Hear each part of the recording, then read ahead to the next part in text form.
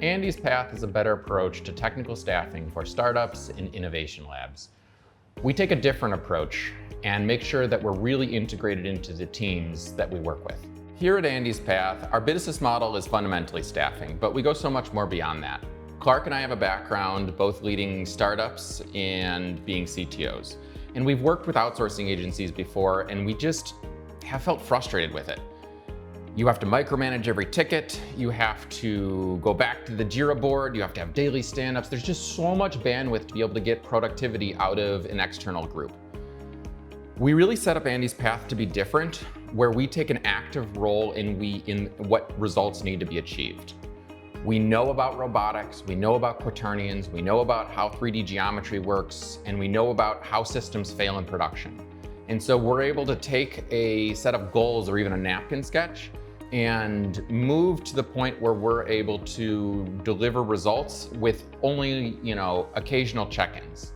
We really want to make sure that we're able to deliver value or code in different pieces quickly and continue delivering it in a way that a startup or an innovation lab needs without it being something that you have to handhold over and over and over again. At Andy's Path, we have what we call a pod model. It's a group of people that we staff and hire together, and they stay with you through the entire process. And all of them can stand at a whiteboard together. The pod model is what allows us to operate like we're exactly within your startup. It's really a multidisciplinary group of people that are custom put together for you and your team, dedicated to your group. That's really what I think sets us apart in our ability to achieve the kinds of results that we're able to achieve. We're the team you call when a roadmap item is just too important to fail.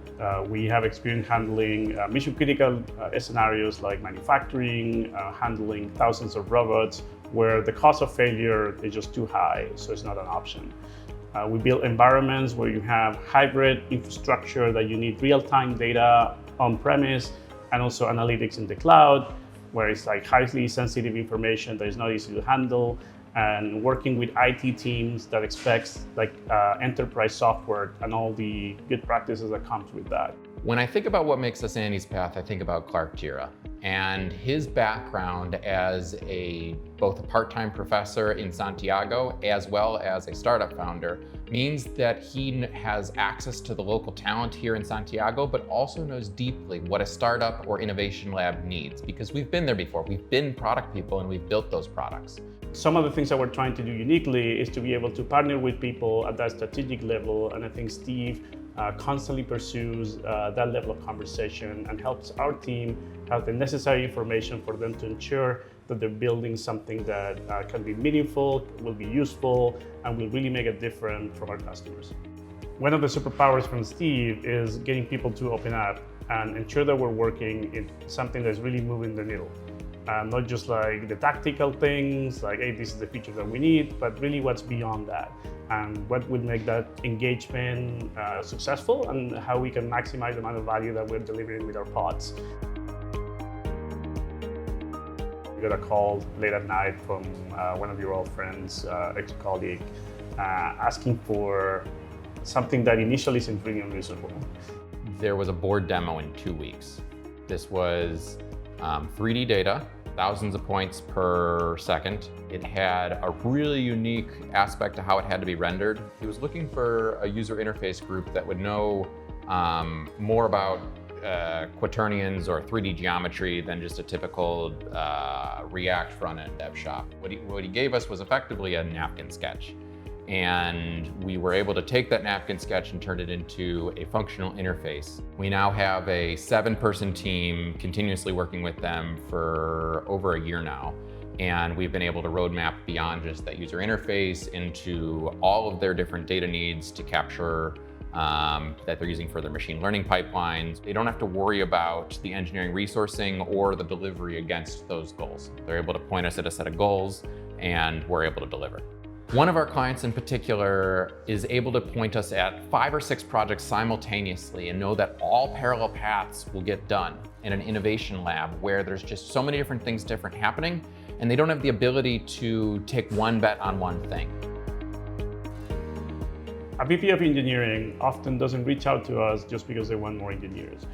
There's a problem that they're trying to solve. They get a team that is pre-coordinated, ready to be embedded, that doesn't require the same overhead if they were working otherwise with a traditional consulting approach. Our teams have also strong product judgment. They're not going to be afraid of pushing back if something is wrong, the same way that you would expect that from like a senior staff engineer within your team. Our team has been using AI from like early 2025. And I think we've been investing a lot of time in making sure that we understand the places that works, the places that it doesn't, and how to best use this tool. Our team has become more effective to write code because of AI in a way that it wasn't possible before.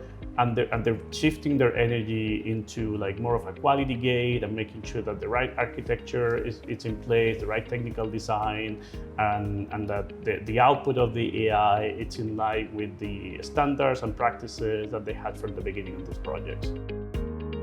A lot of people talk about AI as a tool, and it's kind of just like another IDE that they work with. But when it comes to QA, we had a unique opportunity to be able to take all of the different data feeds from a particular fintech client. They had large transaction volumes, and we were able to take all of that transaction data and use it as a prompt to motivate the tests that are being applied to the entire system. And that made an entirely new definition to QA. Because we were aligning it with what the actual users were doing on the product, we had a way to align the quality initiatives with the actual product intent. And it created an entirely new leverage to how we apply AI into that space. What I like about the QA example is it really highlights the importance of context. We were able to be effective in that initiative because we have access to all the right information, all the connectors, and build that knowledge that the AI requires to become that quality gate that Steve was describing.